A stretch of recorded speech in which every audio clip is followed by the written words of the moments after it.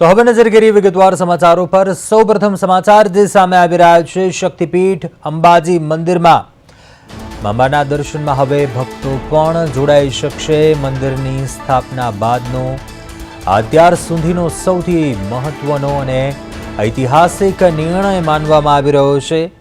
નવરાત્રિના આઠમના દિવસે થતી વિશેષ અને દર્શનનો લાભ હવે સામાન્ય ભક્તોને પણ મળશે। અત્યાર સુધી આ વિશેષ અધિકાર માત્ર દાતા મહારાજા અને તેમના વંશજોને જ મળતો હતો, પરંતુ હવે આ પરંપરામાં મહત્વનો ફેરફાર થયો છે।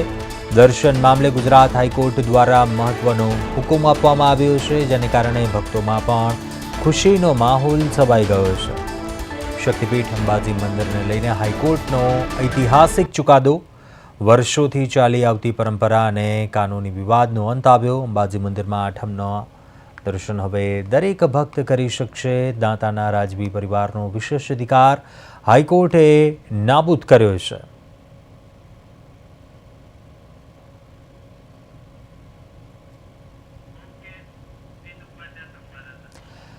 વધુ વિગતો સાથે સંવાદદાતા સ્મિત ઉપાધ્યાય ફોનલાઈન પર જોડાયા છે। સ્મિત, અંબાજી મંદિરને લઈને હાઈકોર્ટનો મહત્વપૂર્ણ હુકમ, ઐતિહાસિક નિર્ણય કહી શકાય। દાંતાના રાજવી પરિવારના આ વિશેષ અધિકાર હાઈકોર્ટે નાબૂદ કર્યો છે, શું વિગતો?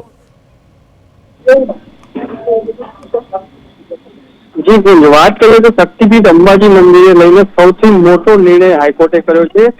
મંદિરની સ્થાપના બાદ અત્યાર સુધીના સૌથી મોટો નિર્ણય કહી શકાય। નવરાત્રીની આઠમની જે પૂજા હોય છે તે દર્શકોને ભક્તો પણ લઈ શકશે તેવું કહેવામાં આવ્યું છે। જો રીતે વાત કરવામાં આવે તો અંબાજીમાં પ્રથમ વખત આવી હાઈકોર્ટ દ્વારા નિર્ણય લેવામાં આવ્યો છે અને આ હાઈકોર્ટનો નિર્ણય સૌ પ્રથમ લેવામાં આવ્યો છે।